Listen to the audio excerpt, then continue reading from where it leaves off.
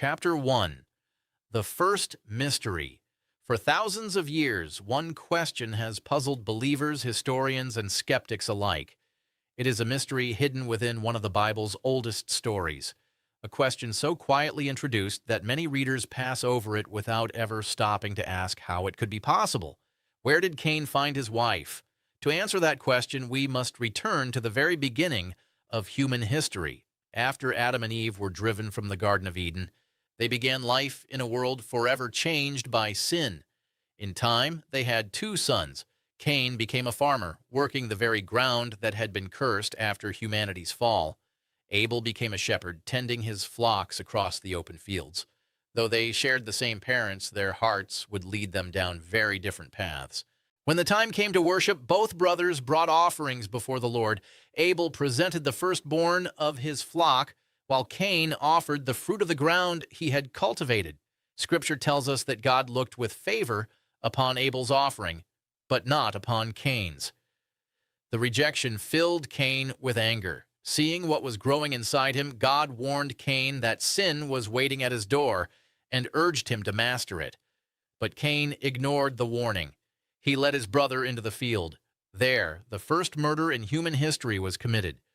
God declared that Cain would become a restless wanderer, separated from the land he once cultivated. Yet Cain's response reveals a mystery that has echoed through history. My punishment is greater than I can bear. Whoever finds me will kill me. Who was Cain afraid of? Who was living beyond his family? Why would God place a protective mark upon him? Then, almost without explanation, Genesis tells us that Cain journeyed east of Eden into the land of Nod. There, he found a wife, began a family, and eventually built a city. The Bible never tells us who she was. It never explains where she came from. It simply continues the story. And to understand one of Scripture's oldest mysteries, we must first understand the mysterious place where Cain's journey truly began, the land of Nod. Chapter 2. The Geography of Exile. To understand where Cain found his wife, we must first understand where his journey led him. The Bible tells us that after leaving the presence of the Lord, Cain traveled east of Eden and settled in a place called the land of Nod.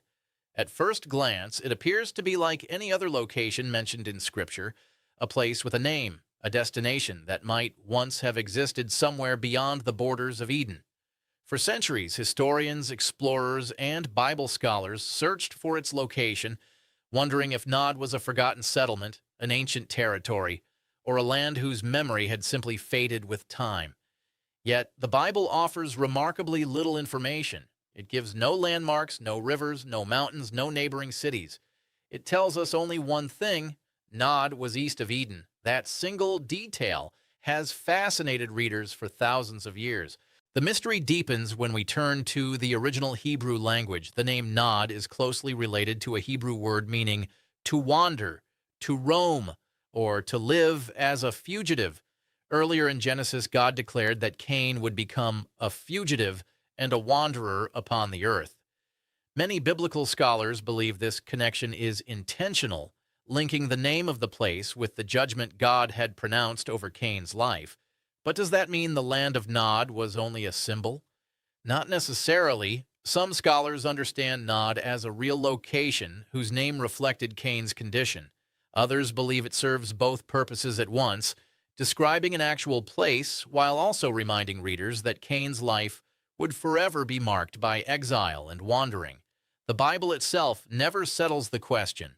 What it does tell us is this: Cain entered the land of Nod as an exile. Yet before long he had a wife, a family, and eventually built what Scripture describes as the world's first city.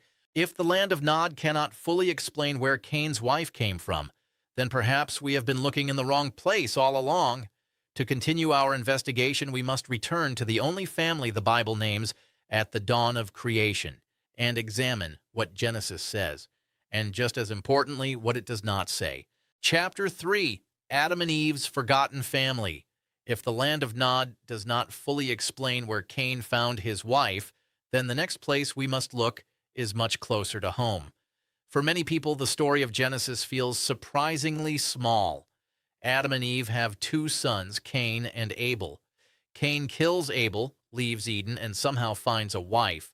Read that way, the story seems to contain a glaring contradiction, but is that really everything Genesis tells us? Not quite. One of the easiest mistakes modern readers make is assuming that the Bible records every child born to Adam and Eve. It does not. In fact, Genesis often focuses on the individuals who moved the story forward, while leaving many other details unrecorded. Later in Genesis, after the birth of Seth, the Bible makes an important statement. Adam lived for hundreds of years. During that time, Scripture says he had other sons and daughters. Those 6 simple words have become the foundation of what is today the most widely accepted explanation for Cain's wife. If Adam and Eve had many children over the course of their extraordinarily long lives, then Cain's wife may have been one of his sisters, or perhaps a niece from the next generation whose name was never recorded. To modern readers, that possibility can sound shocking. Yet Genesis describes a world at the very beginning of human history when, according to the biblical account, every family traced its ancestry back to the same original parents. For many biblical scholars, this explanation best fits the text because it requires no additional people outside the family of Adam and Eve. Yet while it answers one question, it immediately raises another. If Cain married someone from his own family, why doesn't Genesis simply tell us? Was the answer so obvious to its original audience that no explanation was necessary? Or is there another piece of the story waiting to be uncovered? Chapter 4. The Silent Passage of Time. At first glance, the story of Cain seems to present an impossible problem. If Adam and Eve were the first human beings, then who exactly was Cain afraid of? Who could have been living beyond his immediate family? The answer may lie in the silent passage of time. One of the easiest mistakes modern readers make is assuming that the events in Genesis unfold one after another without significant gaps. But the Bible rarely tells its stories in real time. Entire decades and sometimes centuries can pass in the space between just a few verses. The biblical authors were not writing modern history books. They carefully selected the events that advanced the story God wanted to tell. Genesis never tells us how old Cain and Abel were when they presented their offerings. It never tells us how many years passed before Cain killed his brother, nor does it reveal how much time elapsed before Cain settled in the land of Nod. Those missing years matter. By the time these events unfolded, the first family may no longer have consisted of only a handful of people. In a world where early humans were said to live for centuries, families could have expanded dramatically. Children would have grown into adults, raised families of their own, and watched new generations follow after them. Over time, a single family line could have become an entire community. When Cain cried out, "Whoever finds me will kill me," he may not have been imagining strangers. He may have feared members of his own extended family, people who would seek justice for the death of Abel. The passage of time helps answer one mystery, but it does not answer them all. Even if the world around Cain had grown far larger than we often imagine, one question still remains. Who exactly was the woman who became Cain's wife? To answer that, we must now examine the leading interpretations that have been debated for centuries. Chapter 5. The most widely accepted explanation. After examining the land of Nod, the passage of time, and the growth of Adam and Eve's family, we arrive at the explanation accepted by the majority of biblical scholars throughout history. Cain most likely married one of his sisters or possibly a close relative from the next generation. To modern readers, that idea can sound shocking. Today, marriages between close relatives are both morally unacceptable and prohibited throughout much of the world. But Genesis describes a unique moment in human history. According to the biblical account, every person alive ultimately descended from the same original family. The Bible itself gives an important clue. After recording the birth of Seth, Genesis tells us that Adam lived for hundreds of years and fathered many other sons and daughters. Scripture never attempts to list every child or every generation.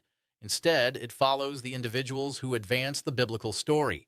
For many scholars, this makes the simplest explanation the strongest one.